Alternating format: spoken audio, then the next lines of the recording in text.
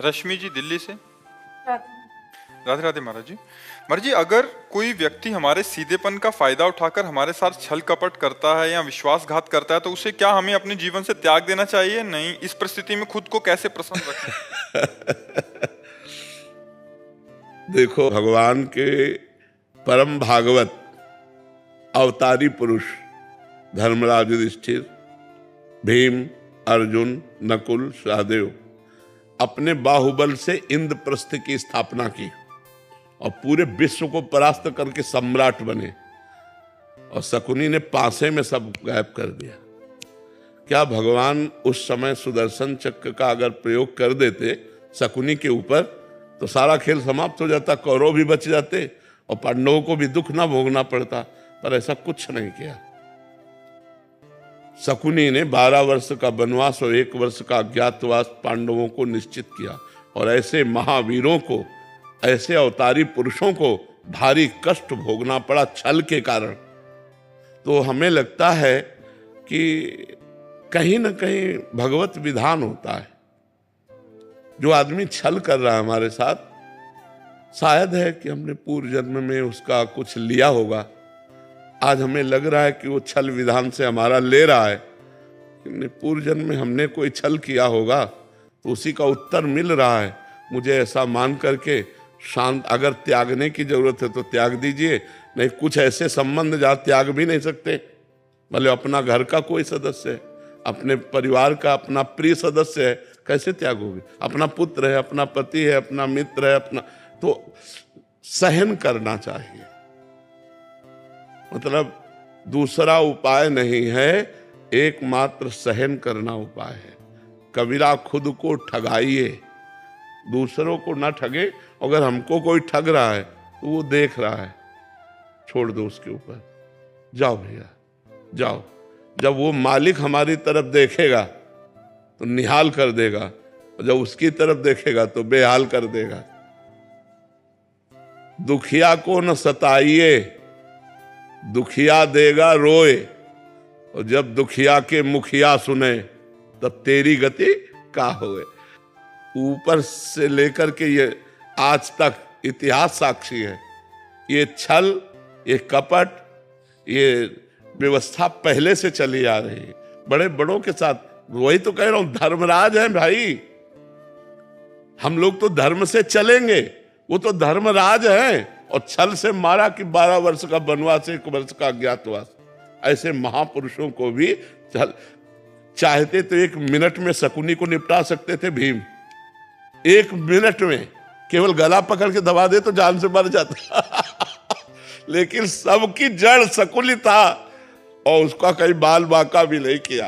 और बहुत कष्ट भोगा, बहुत कष्ट भोगा इन महापुरुषों ने। मंथरा ने तो कैकेयी के कान भरे। कैकेयी जी ने हठ ठान लिया, सुबह होने वाला था राज्याभिषेक और शाम के हो गया वनवास तो भाई देखो, हम लोग तो उनके अंश हैं, वो तो स्वयं परमात्मा है, बड़े बड़े महापुरुष हैं। कुछ बातें ऐसी होती जो केवल सहनी पड़ती है। कोशिश करो, अगर राजकीय कार्रवाई से तुम बच सकता है तो बच सकता है, नहीं तो शांत सह जाओ, वो देगा, मालिक कहीं से दे देगा। वो बहुत विधान करने वाला है। लड़ाई, हमें तो लगता है लड़ाई झगड़ा छल कपट इसमें सब ठीक नहीं है। शांति से सह जाए तो अच्छा है। देखो कितना सहने की कोशिश की पांडवों ने। पहले कहा था कि जब अगर 12 वर्ष का वनवास, 1 वर्ष का अज्ञातवास आप पूरा कर लेंगे तो पूरा चक्रवर्ती राज्य आपको मिल जाएगा। जब पूरा कर लिया तो उनका राज्य नहीं देंगे, बोले आधा दे दो, बोले आधा भी नहीं देंगे, तो बोले 5 गांव दे अब आप देखो ईमानदारी की हद और बेईमानी की हद। पांडवों ने कहा 5 गांव दे दो, तो भगवान से क्या कह रहा है दुर्योधन? सूजी अग्रे न केसवा, सुई की नोक भर नहीं देंगे। तो विनाश कर दिया। फिर 100 के 100 मरे, 99 नहीं, 100 के 100 मरे। तो इसलिए अपने को चाहिए कि दबता चला जाए, कोशिश करे कि लड़ाई झगड़ा ना हो, सह जाए। और जब ऊपर जो बैठा हुआ सबके देख रहा है, वो जब देख लेगा ना, तो वो जब न्याय करेगा तो विध्वंस हो जाएगा सामने वाला। इसलिए हम तो यही सिखाएंगे कि झगड़ा ना करो, हम यही सिखाएंगे कि हिंसा ना करो, शांत भाव से सह जाओ। अगर कहीं ऐसा लगता है तो राजकीय विभाग का सहयोग ले लो, लेकिन लड़ाई झगड़ा ना करो। बहुत शांति थोड़ा जीवन है। आजकल लोग जरा जरा सी बात में हिंसा कर देते हैं। ये नहीं जानते कितना कीमती मनुष्य शरीर, और इसको हम नष्ट कर देंगे और हमें कितना बड़ा अपराध लगेगा। ये सबसे बड़ी भगवान की सृष्टि में ये मनुष्य योनि है, सबसे बड़ी योनि है और बड़ी महिमाशाली है। इसके द्वारा बड़े बड़े पवित्र कार्य किए जा सकते हैं, पर लोग जरा जरा सी लड़ाई में एक दूसरे की हिंसा कर देते हैं, या जरा सा ऐसा समस्याएं आई तो पूरा परिवार जहर खा लेते हैं। ये सब नहीं करना चाहिए। सहना सीखो, नाम जप करो और भगवान के आश्रित रहो। किसी तरह संसार से हम मुक्त हो जाए, नहीं बहुत कठिन, बार बार जन्म, बार बार मरण कहाँ तक भोगेंगे यार, कितना भोगेंगे, कितना कष्ट है संसार में। तो इसलिए नाम जप करो। प्रशांत मिश्र जी मुंबई से। प्रशांत जी, राधे राधे महाराज जी, आपके चरणों में कोटि कोटि नमन। गुरुदेव भगवान, तन मन और धन से सबसे बड़ी सेवा कौन सी है इनमें? मन सबसे बड़ी सेवा है।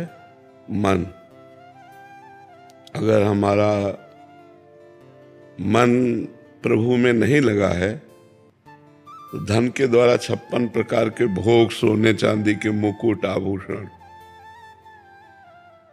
भगवान ने आदेश किया है, मय्येव मन आधत्स्वम मयि बुद्धि निवेशेत निवस्य मय्येव अत ऊर्ध्वम न संशया। तुम मेरे में मन को समर्पित कर दो, तुम मेरे में ही निवास करोगे।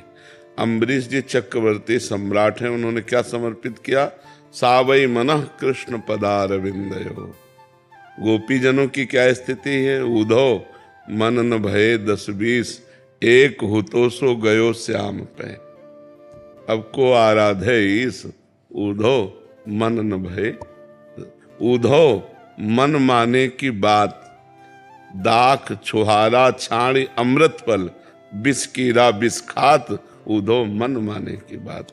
दुर्योधन ने 56 प्रकार के भोग बनाए थे और इंद्र जैसा वैभव महल में तैयारी की थी कि श्री कृष्ण संधि कराने आ रहे हैं, उनको अपने पक्ष में कर लेंगे। जब भगवान से कहा कि पधारो महल में, तो भगवान ने कहा नहीं, तेरे में प्रीति नहीं है और मेरे में भूख नहीं है, दो में ही भोजन पाया जाता है। भूख ना होने पर भी प्रीति में पाया जाता है। आओ थोड़ा सा भी पा लीजिए। और भगवान ने कहा मैं आप्त काम हूं, मेरे में भूख नहीं, इसलिए। और वही भगवान वहीं से सीधे विदुर जी के घर जाते हैं और विदुरानी के अंदर इतनी अपार प्रीति है कि उनको शुद्ध नहीं अपने तन की। भगवान जब गए तो भगवान के ध्यान में मगन होकर स्नान कर रही थी। जो ही किसी दरवाजा कौन, तो श्री कृष्ण, बस इतने में तो डूब गए। लड़खड़ाती हुई दरवाजा खोला, वो उनको होश नहीं, पकड़कर भगवान अंदर ले गए। विदुरानी जी से कहा भूख लगी है, क्योंकि प्रीति है ना, तो प्रेमी के हाथ का भगवान पाना चाहते। भूख लगी है तो क्या? बोले वो केला रखे ले आओ। विदुरानी जी केला लाती है और गूदा फेंक देती है और छिलका भगवान के मुंह में लगा रहे। भगवान उसे पा रहे। इसमें प्रधानता अगर धन की होती तो दुर्योधन के यहाँ पाते, अगर तन की होती तो भगवान दुर्योधन के यहाँ सुंदर राजकुमार धन सब शरीर से व्यवस्थाएं की थी। तो तन और धन दोनों होने पर भी मन न होने के कारण भगवान ने वहां स्वीकार नहीं किया। और विदुरानी के यहाँ मन प्रेम में है, इसलिए उन्होंने स्वीकार किया। तो तन और धन से बड़ी सेवा है मन की सेवा। जैसे हमारा भाव है कि कोई दुखी ना हो, पूरा संसार स्वस्थ और सुखी रहे, ये भाव भगवान स्वीकार करते हैं। मन ही तो बात, खास बात तो मन है कि नहीं? आप बताओ, जैसे हम आपको बुलाया अपने घर, सब भोजन दे दिया, लेकिन हमने प्रीति नहीं दी। और कुछ नहीं है, प्रेम से आपको बुला के बैठा ला, प्रेम से मन दे दिया 10 मिनट आपसे, तो आपको लगेगा यार बहुत अच्छे आदमी, जरूर गरीब आदमी, नहीं खवा पिया पाए, पर यार मतलब हमारा मन संतुष्ट हो गया। हाँ, तो वो मन लगा करके जो प्रीति की जाती है वही खास। सब जगह मन श्रेष्ठ हुआ कि नहीं हुआ? कहीं भी आप देखो तो हमारा चाहना भी मन लगा करके है। और कोई भी कार्य करें उनमें प्रधान तन होता है या धन होता है या मन होता है। कोई भी क्रिया करो प्रधानता मन की होती नहीं। तो मन लगाकर बात सुनना, मन लगा करके आप पढ़ाई करना, मन लगाकर आप इस कार्य को करना, सारा का सारा खेल मन का है ना मन का। तो तन और धन ये गौड़ है, मुख्य है मन। तन और धन का क्या अस्तित्व है महाराज जी? इन दोनों का क्या अस्तित्व है? अगर हम शास्त्र के अनुसार, संत वाणी के अनुसार, धर्म के अनुसार अपने तन को लगाएं और अपने धन को लगाएं तो हमारा मन पवित्र हो जाएगा। और मन पवित्र होकर भगवान में लग गया तो सब बात बन गई। जैसा हम आचरण करते हैं वैसा ही मन में संस्कार बनता है, और जैसे मन में संस्कार बनते हैं वैसे हमारे आचरण होते चले जाते हैं। तो हमको आचरण सुधारने हैं। हमें शराब नहीं पीना, हमें मांस नहीं खाना, पराई बहन बेटी की तरफ गंदी दृष्टि से नहीं देखना, पराया धन नहीं लेना, ये तो सब कोई जानता है, लेकिन जानते हुए भी मानता नहीं है। बस बात इतनी है, अगर मान जाए तो सब बात बन जाए। धन का प्रयोग जो हमारे परिवार के सदस्य हैं, सबसे पहला अधिकार उनका है। जैसे आप धन कमाते हैं तो सबसे पहला अधिकार आपके परिवार में, जैसे माता पिता, पुत्री पुत्र पत्नी, इनका अधिकार है। फिर दूसरा अधिकार, हम जो पुण्य करना चाहें, जैसे तीर्थ स्थान गए, हम कुछ पुण्य दान कर, लेकिन पहला हमें व्यवस्था उनकी करनी है, सबसे पहला कर्तव्य, क्योंकि वो आश्रित जन है। और उसमें भी उनसे भी पहले अतिथि, उनसे भी पहले अतिथि। जैसे हम भोजन पाने जा रहे हैं परिवार के, इतने में दरवाजे कोई आया और वो कह रहा मैं भूखा हूं, अब रुक जाओ, पहले उसको भोजन पवा दो, उसकी भोजन व्यवस्था करो। अतिथि का अधिकार परिवार से भी बढ़ करके, हमारे धन पर सबसे पहला अधिकार परिवार पर है, और परिवार से भी बढ़कर आए हुए अतिथि पर है। कोई भूखा संत, महात्मा, सन्यासी, भिक्षुक कोई भी आ जाता है और कहता है मुझे भोजन, मान लो 5 लोग हैं, मुझे भोजन चाहिए, तो हम अपने घर के 5 लोग आज बाद में बना लेंगे या शाम के पा लेंगे, पर इनको हम भूखा नहीं जाने देंगे। ये हमारा धर्म कहता है। और जो धन है उसका एक विभाग जरूर करना चाहिए, एक हिस्सा जरूर निकालना चाहिए। जैसे 100 रुपया है धर्म से कमाए हुए पर, अधर्म के कमाए हुए की बात नहीं कर रहे हैं, धर्म से कमाए हुए पर, तो हम कोशिश करें कि 90 रुपये का प्रयोग हम करें और 10 रुपये का प्रयोग परोपकार में लगा दें।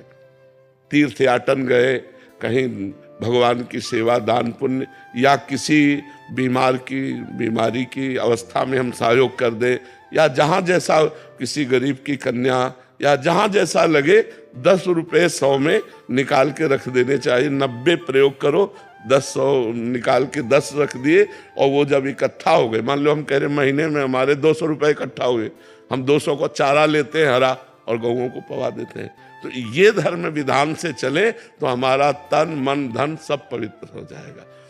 एक भागवत करा देते हैं, सब लोग 7 दिन भगवान की कथा सुने, थोड़ा थोड़ा प्रसाद पाए, हो गया। ऐसे सत्कर्म करते थे पहले धार्मिक लोग। पार्टी का मतलब है सब लोग मिल करके एक उत्साह मनाना। तो भगवान का नाम कीर्तन करो, भगवान की जय जयकार करो, सुंदर भोग लगाओ, बैठकर पाओ, ये सात्विक पार्टी। अब तो देखो, आप लोग खुद देखो क्या हो रहा है। पहले जो घरों में उत्सव मनाया जाता था, गांव में हमने जैसा देखा कि लोगों के पैर धोए जाते थे, पूज्य जनों के ऐसे पैर धो के, हाथ धो के, और ऐसे बिछा के पवा के 2 ना पत्तल बढ़िया, और फिर जय जयकार भगवान की करके तब भोजन होता था।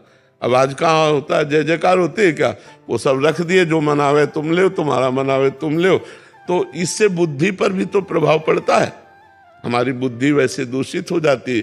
तो यदि हम शास्त्र और धर्म के अनुसार अपने तन और धन को लगावें तो हमारा मन पवित्र हो जाए। मन पवित्र हो गया तो सब ठीक हो गया, है कि नहीं जी। नियति जी।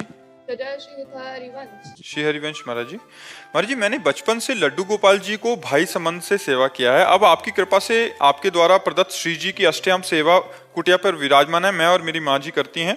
श्री जी से सहचरी भाव का संबंध और लड्डू से भाई का संबंध है। जब आपके श्रीमुख से सुनते हैं अनन्य होकर किसी एक संबंध या भाव में सेवा करो, तो ये महाराज जी अभी कैसे परिवर्तित अभी करती रहो, वो स्वयं परिवर्तित हो जाएगा। स्वयं जब परिवर्तित होगा तो आपको क्लेश नहीं होगा। आप छोड़ोगे तो आपको क्लेश होगा। किसका है? हाँ, तो आप करती रहो, नाम जप करती रहो, भजन करके भाव करती रहो। वही लड्डू गोपाल है, वही प्रिया प्रीतम है, दो तो है नहीं। तो जब उनकी कृपा होगी तो चाहे लड्डू गोपाल में आसक्ति हो जाए या प्रिया प्रीतम में आसक्ति हो जाए, भाव तो एक ही रहेगा। बच्चा और नौ किशोर, प्रिया प्रीतम नौ किशोर हैं और लालजू बच्चा है, गोपाल जी। तो हमारा अगर बच्चा भाव रहेगा तो माँ भाव रहना चाहिए। वात्सल्य के द्वारा बच्चे का पोषण होता है तो वात्सल्य भाव रहता है। तो अगर हम प्रिया प्रीतम नौ किशोर तो हम दास दासी हैं, ऐसे भाव से चला जाता है। आचार्य परंपरा से भाव को स्वीकार किया जाता है। तो हमको चाहिए कि गुरु वाले भाव में चलना चाहिए। अपना भाव तो वो धीरे धीरे आ जाएगा, जबरदस्ती नहीं थोपा जाता। पहले भजन करो, ऐसे चलो, धीरे धीरे आ जाएगा, भाव आ जाएगा। रोहित मालान जी। श्री हरिवंश महाराज जी। महाराज जी, आप कह रहे हैं कि ये तुच्छ प्राणी दारू मांस आदि का बहुत सेवन करता था। धन्यवाद इसलिए करने आया हूँ कि मैं इतना आदी हो चुका था। बाबा आपकी कृपा से अब मैंने सब कुछ छोड़ दिया, 1 साल हो गया। हाँ, नहीं, बहुत सुंदर भाई। हम तुम्हें धन्यवाद देते हैं जो आप बात मान करके गंदी बात छोड़ दिए। तुम्हारा जीवन अच्छा हो, स्वस्थ हो और तुम उन्नति को प्राप्त हो, यही हमारा तो लक्ष्य है कि बैठे बैठे बीमार अवस्था में भी कष्ट सह के बोलना, कष्ट सह कर आना, बस एक ही उद्देश्य, जब तक प्राण है तब तक हम अपने देशवासियों को जितना हमारी वाणी में सामर्थ्य है उतना पवित्र कर रहे हैं, उतना अच्छे मार्ग में चलावें।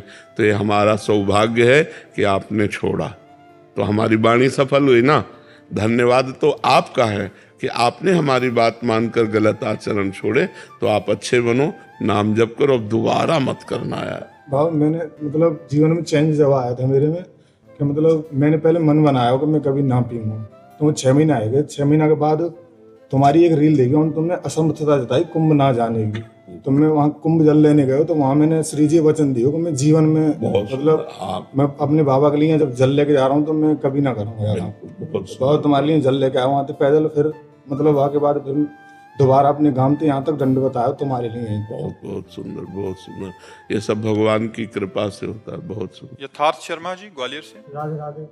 राधे राधे महाराज जी। महाराज जी, मैं एक कॉलेज विद्यार्थी हूँ। नियमित रूप से आपका एकांतिक वार्तालाप सत्संग श्रवण करने का प्रयास करता हूँ, आपकी आज्ञा पे चलने का भी प्रयास करता हूँ। महाराज जी, आपके वचनानुसार मैं प्रयासरत रहता हूँ कि किसी भी निंदा आदि ना करूं और व्यर्थ तथा प्रापंचिक चर्चाओं से दूर रहूं, किंतु कॉलेज एवं समाज में सहपाठियों तथा मित्रों में प्राय इन्हीं बातों की बहुल्यता रहती है। किसी प्रकार की भागवतिक चर्चा सुनने और करने की नहीं मिलती। इन प्रापंचिक बातों को कानों से भी सुनने पर बहुत पश्चाताप होता है, गुरु अवज्ञा सी लगती है महाराज जी। ऐसे में मन खिन्न हो जाता है महाराज जी, कैसे? जैसे विभीषण जी लंका में रहकर भगवान की भक्ति किए, हमको ऐसे अपने मित्रों के बीच में रहकर भक्ति करना है।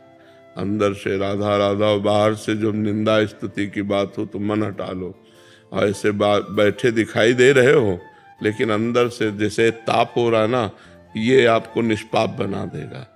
रहना तो पड़ेगा ही। अब पढ़ाई कर रहे हो तो विद्यार्थियों के बीच में, ड्यूटी कर रहे हो तो संसारी पुरुषों के बीच में। अब वहाँ ज़्यादा भक्ति का प्रभाव थोड़ी दिखाओगे, भक्ति अंदर रखो। अब ऑफिस में जाना है, लोग शराब पी रहे हैं, वहीं तुम्हें बैठना है, लोग पी। अब तुम्हें ये थोड़ी दिखाना है कि हम अलग चीज़ हैं, बैठे हैं, नहीं हमारी रुचि नहीं, हम पीते नहीं। ऐसा हिम्मत रखनी चाहिए कि अगर भाई वो कह रहे हैं कि जरा डालिए तो हम डाल देंगे, लेकिन हम पिएंगे नहीं। मित्र मतलब ऐसी ऐसी परिस्थितियां हैं कि जैसे आर्मी में है, अब उनको ड्यूटी लगी है, परोसिए। तो अब ऐसी परिस्थिति में क्या करूं, तो हमका परोसिए, आप परोसिए, कोशिश करो, आप मत खाइए। अगर आपको सत्संग मिला है, आप चाहते हो कि मैं ना खाऊं, तो तो आप मत खाइए और भजन कीजिए, पर परोसिए, क्योंकि आपकी ड्यूटी है। वहाँ अगर नहीं करते तो फिर आप कहीं दंड के भागी ना बन जाए। अगर जो जैसा आदेश हो रहा है सरकारी वैसा, हमें लगता है दबाव पक्ष तो कहीं नहीं होता कि आप ये खाइए, आपके लिए दोनों हैं, जो मना है सो खाइए, ऐसा ही होता है। लेकिन आप अगर परोसने में तो आपको परोसना पड़ेगा, आप बनाने में तो आपको बनाना पड़ेगा। खाइए मत, वो तुम्हारी तो कई ऐसी परिस्थितियां होती हैं जिनमें 25 लोग काम कर रहे हैं और 24 लोग उसका सेवन कर रहे हैं और एक को बचना है, तो एक को ऐसे अलग नहीं बचेगा।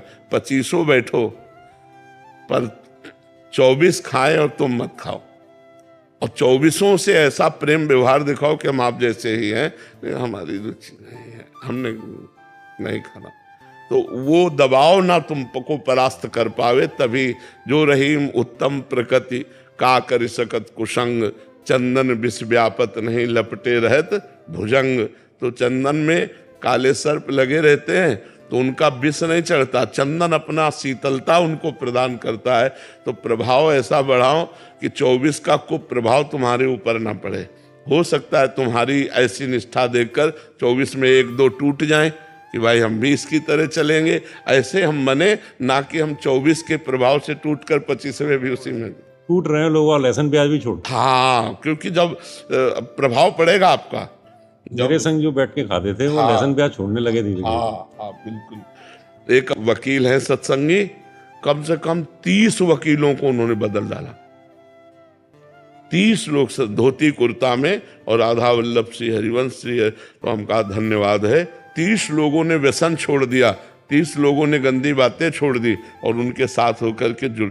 तो अगर हम चाहें तो कई लोगों को बचा सकते हैं, अपने प्रियता, अपनी मित्रता। अच्छा, कोई हट किए हुए तो देखो ये बच्चा ने, इसके मित्रों ने कहा तो इसके दिमाग में कहीं ना कहीं बात बैठी और इसने छोड़ा, इसको रास्ता मिला, देखो बढ़िया चल पड़ा।